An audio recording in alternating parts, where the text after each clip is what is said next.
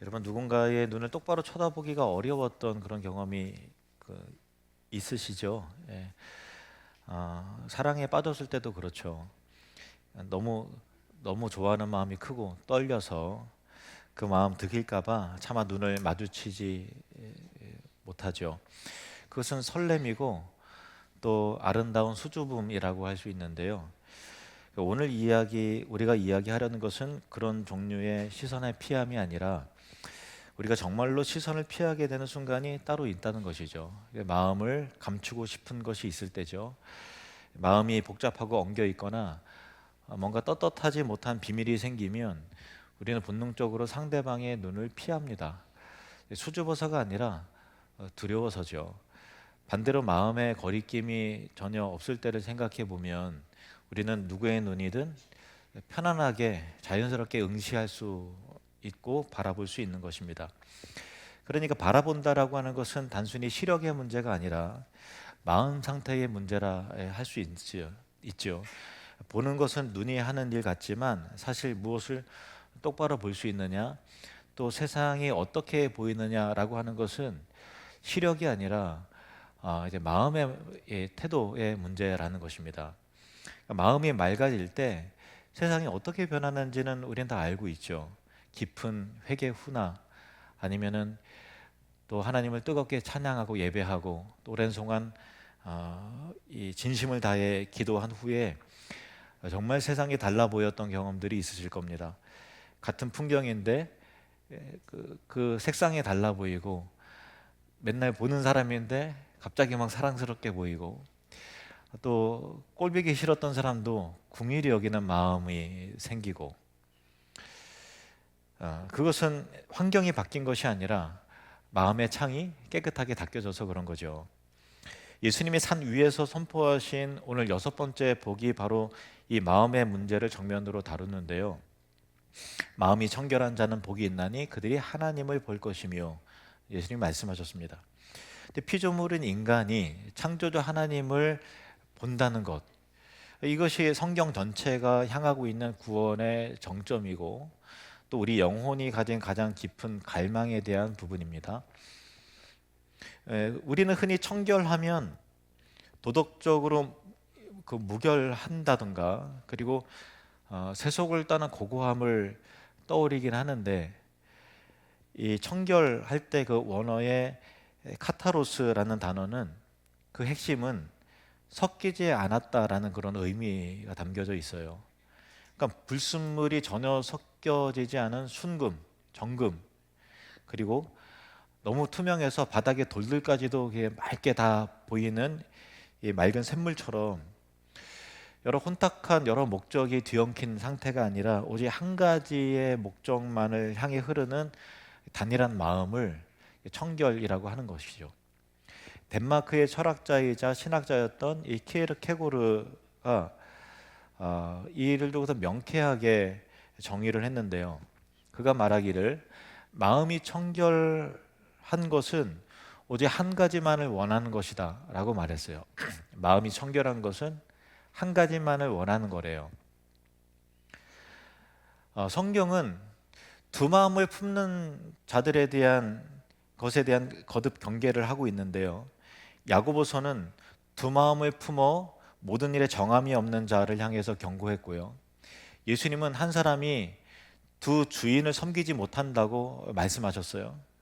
그러니까 입으로는 오직 주님만으로 만족합니다라고 고백을 하는데 실제로는 사람의 인정과 칭찬에 목말라 하고 있는 상태, 불순물이 뭔가 섞여져 있죠. 그리고 겉으로는 예배한다고 앉아 있지만은 마음은 콩밭에 가 있는 거예요. 또 하나님을 위한다고 말하지만 결국 자기의 유익을 계산하고 챙기려고 하는 이 분열된 순수하지 못한 마음이 늘 우리 속에 도사리고 있는 것이죠.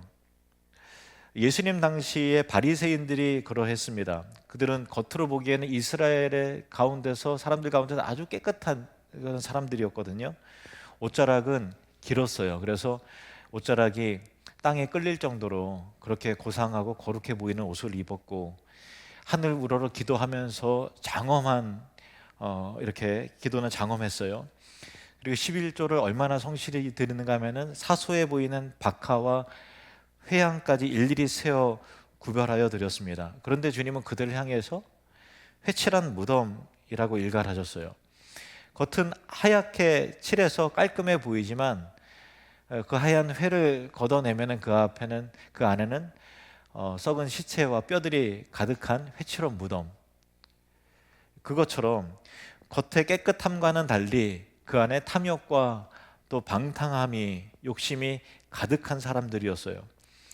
하나님을 섬기는 것이 목적이 아니라 종교를 이용해서 자기의 지위를 또 이 세속적인 권력을 유지하려고 하는 욕망이 그들의 마음을 아주 혼탁하게 만들었던 겁니다. 그래서 겉으로는 아무리 깨끗하고 또 고상해 보이고 또 이렇게 청결해 보인다 할지라도 그들의 마음의 방향이 하나님 한 분에게로 모여지지 않는다고 하면 그것은 청결이 아니죠.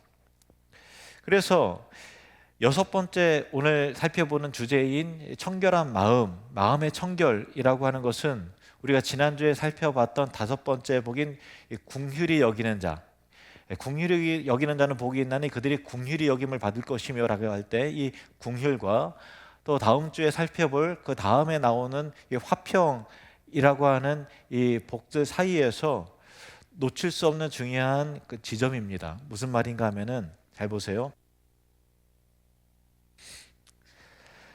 내가 궁휼을 베푸는데 마음의 동기가 이것저것 섞여 있어요. 순수하지 못해요. 동기가 맑지 않고 여러 목적이 있어요. 그러면은 그 궁휼은 자기를 과시하기 위한 값싼 동정이 되죠. 그리고 내가 추구하는 화평이 있는데 화평의 목적이 순수하지가 못해요. 그러면 진리를 외면한 채 갈등만 피려하려고 하는 회피가 될 수 있죠. 그러니까 저 사람 참 화평을 추구하는 것 같아 라고 하지만 그 목적 자체가 진리를 외면한 갈등을 회피하는 그런 비겁함이 될 수 있는 거예요. 저 사람 참 궁휼이 많은 것 같아 라고 하지만 그 목적이 순수하지 못하다면 자기 영광을 추구하는 값싼 동정이 되는 거죠. 이처럼 마음이 청결하다라고 하는 주제는 하나님 앞에서의 또 이웃과 사람들 앞에서의 우리의 삶의 태도가 진짜인지 가짜인지를 구별해내는 그런 옥석과 같은 중요한 지점이라는 거예요. 순수하지 못하다면, 마음의 동기가 불순하다면 아무리 선한 행위와 또 고상해 보이는 태도와 또 뭔가 많은 사람들이 많은 것을 베푸고 교회에서 많은 것을 섬기고 한다 할지라도 결국은 기만과 위선이 되는 거죠. 나뉘지 않은 단일한 마음이 없으면 아무리 선해 보이는 행위도 결국 자기 영광을 위한 것으로 변질될 수밖에 없다라고 하는 그런 것입니다. 사도행전 5장에 보면 아나니아와 삽비라가 나옵니다. 그들은 땅을 팔아서 헌금을 했어요.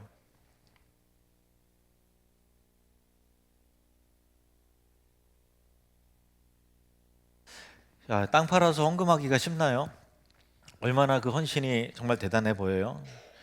겉모습만 보면 대단한 헌신이고 칭송받을 만한 궁휼이었는데요. 근데 그들의 결말은 죽음이었죠. 그 왜 그럴까요? 헌금 액수가 부족해서였을까요? 아니요, 그렇지 않아요. 마음이 나뉘었기 때문에 그렇습니다. 하나님께 드리는 헌신도 챙겨야 되고 또 사람들의 인정도 받아야 되고 헌신에 대해서 경쟁심으로 다른 사람보다 더 많은 헌신을 보여서 박수 받고 싶은 마음도 있고 동시에 물질의 실속도 차리고 싶었던 여러 갈래로 분열된 마음이 스스로를 망하게 했다라는 것입니다. 겉은 헌신이었지만 속은 탐욕과 과시로 얼룩진 그 불순함이 그들 스스로를 무너뜨린 거예요. 그게 아나니아와 삽비라의 이야기죠. 우리가 하나님을 섬기는 봉사와 헌신도 또 헌금 생활도 다른 목적, 명예 추구와 사람들의 칭찬과 또 직분과 같은 여러 불순물이 들어있으면 결국은 스스로 시험에 들고 스스로 실족해서 망하게 되는 거예요. 반면에 바로 그 앞장에 등장하는 바나바를 보세요. 그 역시 자신의 밭을 팔아서 그 전부를 사도들 앞에 내놓았어요. 누가 시켜서 그런 것이 아니었어요. 바나바의 마음 가운데서는 숨겨둔 욕망과 계산이 없었던 거예요. 자기 이름을 알리려는 욕심도 없고 미래를 위해서 몰래 챙겨두려는 거짓도 섞이지 않았어요. 오직 형제들을 위로하고 하나님께 순종하려고 하고 하나님께 주시는 감동에 단순한 마음으로 순종하고 섬기는 단일한 마음, 깨끗한 마음뿐이었다라는 거예요. 불순물이 섞이지 않은 그 청결한 마음이 있었기 때문에 바나바의 섬김은 다른 사람들이 보기에 참 위로의 아들이다, 위로자다라고 별명을 그에게 붙여줄 만큼 사람을 살리고 교회를 하나 되게 하고 하나님 나라를 함께 힘있게 세워나가는 아름다운 궁일과 헌신이 될 수 있었던 것이죠. 똑같이 재산을 팔고 똑같이 밭을 팔아서 사도들 앞에 발 앞에 두었는데 어떤 차이가 그들을 갈랐죠? 마음의 청결함의 차이였던 거예요. 이게 그만큼 중요한 것입니다. 이처럼 마음의 청결은, 깨끗한 마음은 우리의 삶이 위선으로 무너지지 않도록 지탱해 주는 뿌리와 같아요. 오늘날 많은 교회들과 또 직분자들과 목사와 또 성도들이 왜 사회적인 지탄과 어려움을 받죠? 왜냐하면 그들의 헌신과 섬김이 부족해서 그런가요? 그렇잖아요. 그 마음의 이면에 하나님을 향한 순전한 마음이 혼탁해졌기 때문에 그런 거예요. 뭔가 헌신을 하지만 또 다른 목적이 있는 거예요. 뭔가 헌금을 하지만 또 다른 계산이 깔려 있는 거예요. 이것이 얼마나 참 불행하고 불쌍한 모습입니까?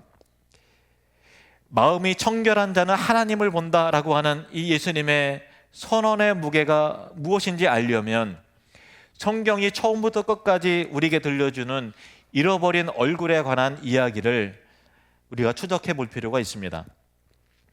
에덴 동산에서 아담과 하와는 하나님과 얼굴을 마주했어요. 하나님을 대면하는데 숨길 것도 없고 가릴 것도 없고 부끄러울 것도 없었어요. 하나님을 보고 주님과 동행하는 것이 두려움이 아니라 그저 행복이었고 즐거움이었고 평안이었던 거예요. 하나님을 대면하는데 마음이 평안한 거예요.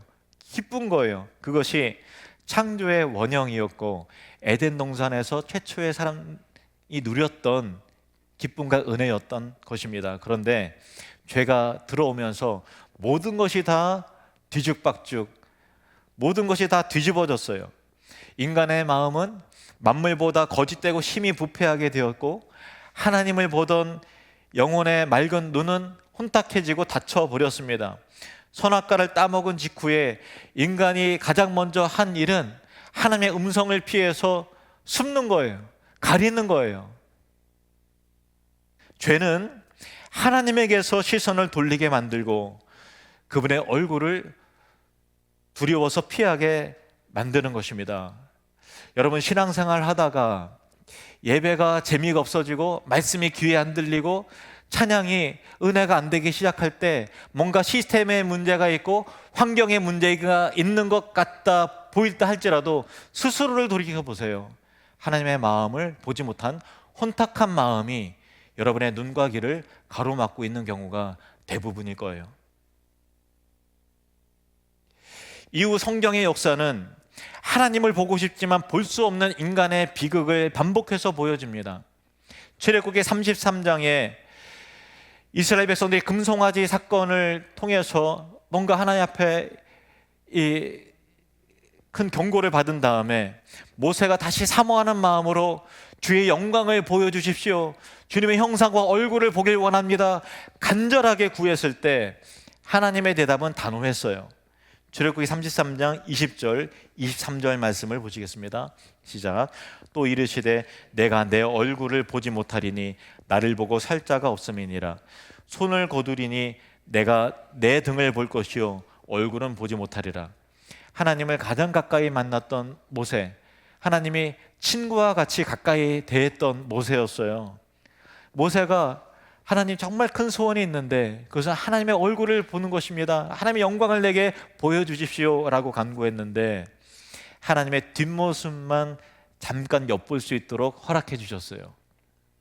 죄인에게 하나님의 거룩은 소멸하는 불과 같았습니다.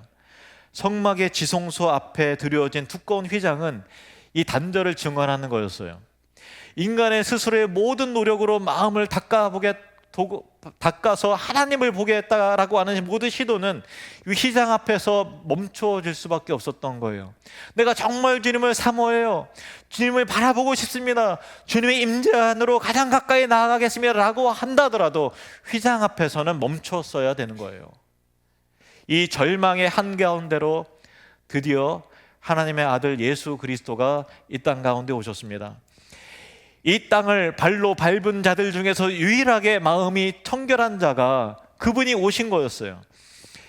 예수님은 오직 하나님의 뜻만을 구했습니다.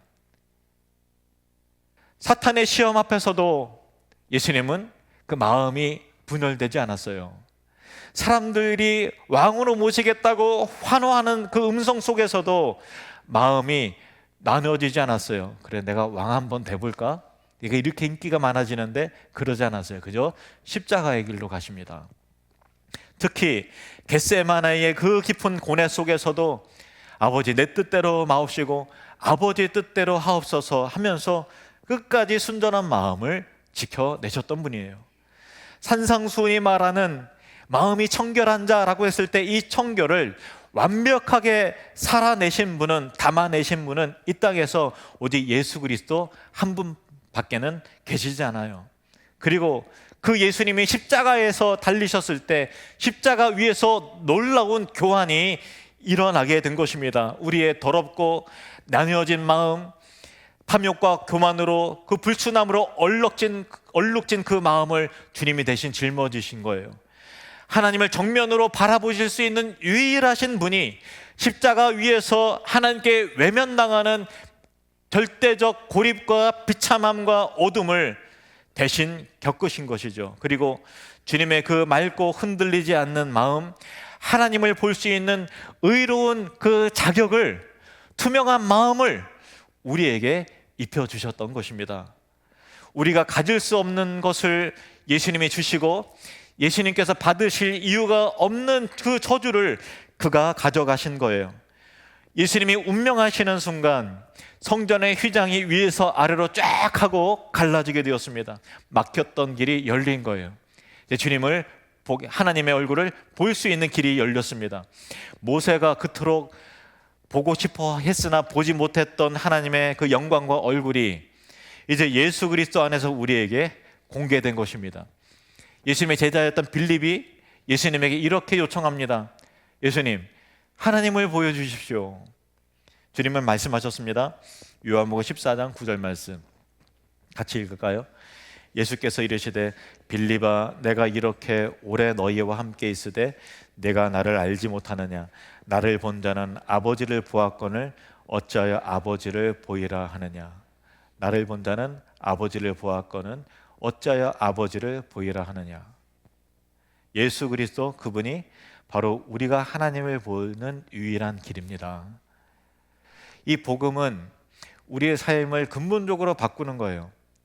마음이 청결한 자는 하나님을 보게 될 것이다 라고 하는 예수님의 말씀은 조건부 거래가 아니에요. 너희 마음을 깨끗하게 닦거라. 그러면 그 보상으로 하나님을 보여주겠다라고 하는 그 율법적 거래가 아니에요. 이것은, 이 산상수훈은 율법이 아니라 복음입니다. 이런 의미예요. 예수의 피가 너희를 정결하게 했으니, 청결하게 닦았으니 이제 너희는 하나님을 볼 것이다. 고린도후서 4장 6절 말씀이 바로 이 내용입니다. 함께 읽죠. 어두운 데 빛이 비치라 말씀하셨던 그 하나님께서 예수 그리스도의 얼굴에 있는 하나님의 영광을 아는 빛을 우리 마음에 비추셨느니라. 아멘. 여러분 묻습니다. 예수 믿으십니까? 여러분은 하나님을 보는 자들입니다. 이 복음의 선언 위에 서 있는 사람들에게는 세상이 다르게 해석이 돼요. 전에는 돈이 전부인 줄 알고서 돈돈돈 하며 살았어요. 그리고 사람들의 인정과 평판이 무슨 신처럼 여겨졌어요. 우상이 됐단 거예요. 그런데 복음으로 찢겨진 눈에는 이제 일상의 결 속에 숨겨진 하나님의 손길이 보여지기 시작한다라는 거예요. 특별히 신비적인 체험을 해서 그래서 하나님이 꿈에 나타나는 환상을 본다라는 그런 의미가 아니라 나의 평범한 하루가 하나님의 은혜로 지탱되고 있다는 것을 깨닫는 거예요. 예전에는 밥을 먹을 때 뭘 기도해요? 내가 내 돈 벌고서 내가 밥을 사 먹는 거지, 내가 밥해 먹는 거죠. 그런데 이것이 다 하나님의 은혜로 주어진다는 걸 알기 때문에 따뜻한 밥 한 공기와 찌개 하나를 두고서도 하나님 감사합니다, 이렇게 일용할 양식을 주셔서 감사합니다라고 기도하는 거예요. 하나님의 은혜라는 것을 깨닫는 것이죠. 억울한 일을 당해도 분노를 표출하는 대신 이 상황을 그럼에도 불구하고 주관하시는 하나님의 주권을 신뢰하는 그 믿음이 생기는 거예요. 그래, 내가 답답하고 억울하고 지금 옛날 같으면 뚜껑 열려서 혈기 부리고 뭐 그러겠지만 이제는 이것 또한 합력해서 선이 되게 하시는 하나님의 그 주권을 신뢰하기 때문에 이겨내고 견뎌낼 수 있는 삶의 태도가 생겼다라는 거예요. 이것이 하나님을 보는 것입니다. 말씀을 펼칠 때 전에는 건조한 활자처럼 보였던 그 성경이 오늘 갑자기 내 영혼을 찌르고 또 눈물을 흐르게 하는, 위로하는 살아계신 하나님의 음성으로 다가오기 시작한다라는 거예요. 예배의 자리가 그전에는 지루한 그냥 의식으로 느껴졌는데 주님을 만나고 나니까 만왕의 왕을 아련하는 영광스러운 자리라는 것을 알게 되는 거예요. 이것이 하나님을 보는 삶인 것입니다. 여러분 축복합니다. 날마다 예배 때마다 주님의 얼굴을 보게 되는 은혜가 있기를 축원합니다. 이렇게 눈이 열린 사람에게는 모든 삶의 순간이 하나님을 가리키는 표지판이 되는 거예요. 고난도 기쁨도 어떤 사람과의 만남도 하나님의 은혜를 보게 되는 표지판이 되는 것이죠. 그래서 범사에 감사하게 되고 모든 일에 기뻐하게 되는 것입니다. 다섯 번째 복인 궁휼과 또 앞으로 살펴보게 될 일곱 번째 복인 화평이 이 여섯 번째 복, 오늘의 그 말씀인 마음의 청결을 통과하면서 비로소 진짜가 되는 거예요. 마음이 청결하지 못한, 순수하지 못한 궁휼이, 자비가 무슨 의미가 있겠어요? 마음이 순수하지 못한 상태에서 화평을 추구하는 것이 무슨 의미가 있겠어요? 마음이 청결한 것은 우리의 선한 행위와 예배와 우리의 섬김과 봉사와 헌금과 이웃을 향한 궁휼과 그 모든 것이 진짜가 되게 하는 강력한 힘이 되게 하는 것입니다. 물론 쉬운 일은 아니죠. 그래서 우리는 지금 거울로 보는 것 같이 희미하게 보는 시간 속에 살고 있잖아요. 여전히 우리는 마음의 혼탁함에 빠져들 때가 있고 죄와 유혹이 은근슬쩍 내 마음을 지배할 때가 있어요. 죄의 안개가 내 시야를 가릴 때가 있고 고난의 눈물 때문에 믿음이 흔들려서 앞을 흐리게 할 때가 있는 것이고, 기도해도 하늘이 닫혀 있는 것 같고 하나님이 계시지 않는 것처럼 느껴지는 답답하고 긴 밤이 찾아오기도 합니다. 어제 분명히 느꼈던 하나님의 임재가 오늘은 아득하고 멀어지는 그 경험을 우리는 할 수가 있습니다. 그러나 그때마다 우리가 할 수 있는 유일한 것이 있습니다. 다시 십자가로 돌아가는 거예요. 주님, 내 마음이 또 나뉘었습니다. 남편을 보는 마음이, 자식을 바라보는 그 마음이 이리저리 갈렸습니다. 내 시선이 세상의 유혹과 자랑으로 흩어져 버렸습니다. 주님의 보혈로 다시 정결하게 씻어 주십시오. 그리고 우리 영적 시선을 주님 앞에 돌리는 거죠. 그것이 성화의 과정입니다. 완벽해져서 하나님을 바라보는 것이 아니라 나를 정결하게 하시는 예수의 보혈을 의지해서 날마다 주님을 바라보는 그 거룩한 시선이 저와 여러분에게 회복되어지기를 축복합니다. 넘어질 때마다 다시 일어나 주님을 바라보십시오.